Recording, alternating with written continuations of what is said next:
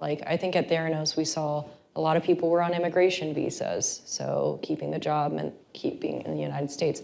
A lot of people, this was their first job out of college. You know, they didn't know if they were gonna get another job if they jumped 3 months out. Like, that's kind of weird. How do you explain that to your next employer, that the first job you got out of college, you were only there for 6 months, and then you go and get another position? They're gonna be like, oh, you're a flaky millennial. Like, great. But with them, I think having the evidence, trying not to take things personally when they say things that try and push back. Understand that when you bring up hard conversations, a framework that's really helped me is when you are bringing up an issue, you tend to be having a conversation that's emotional, that's based on their identity and what actually happened. And so understanding that if you do get that force back, maybe there's some other conversation that's going on in their head of the reason, when you're trying to talk about what's happening, that they're thinking about other things. And so that sort of helped me realize you can't take these things personally. It's not personal to them.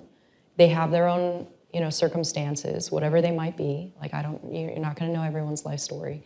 And that makes it a little easier to negotiate of like, okay, now when I have to make this critical decision, how do I make this decision about what's happening? And talk to a lot of people.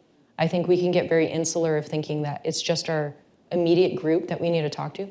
Like, I would talk to, you know, people in the product management team.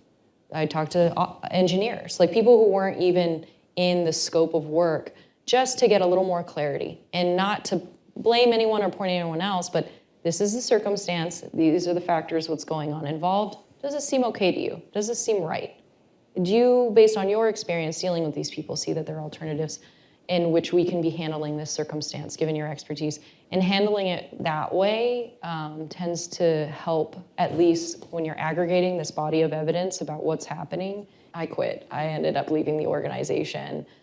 For me, it felt kind of, it's almost awfully, it's like an abusive relationship. You just have to get out to just recenter on what's going on. Because I think especially for me, after talking to so many people in positions of power and nothing really changing, I thought maybe it was me that was the problem. Like, I wasn't seeing something.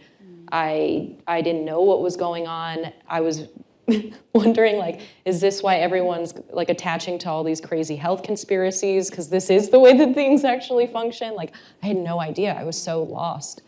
And so I had to remove myself from the organization just to recalibrate and recenter around what is acceptable anymore, because I've just been thrown through the trenches. And just the act of testing patients when I didn't feel comfortable, it's just like I was waking up going to work every day and I was just sick and I was crying and it was really, really wore me down. So I had to just go. After I talked to the COO and the board member, basically, I was like, I don't know you went what to the do. highest level in the organization, all the way to the board. Yeah. So.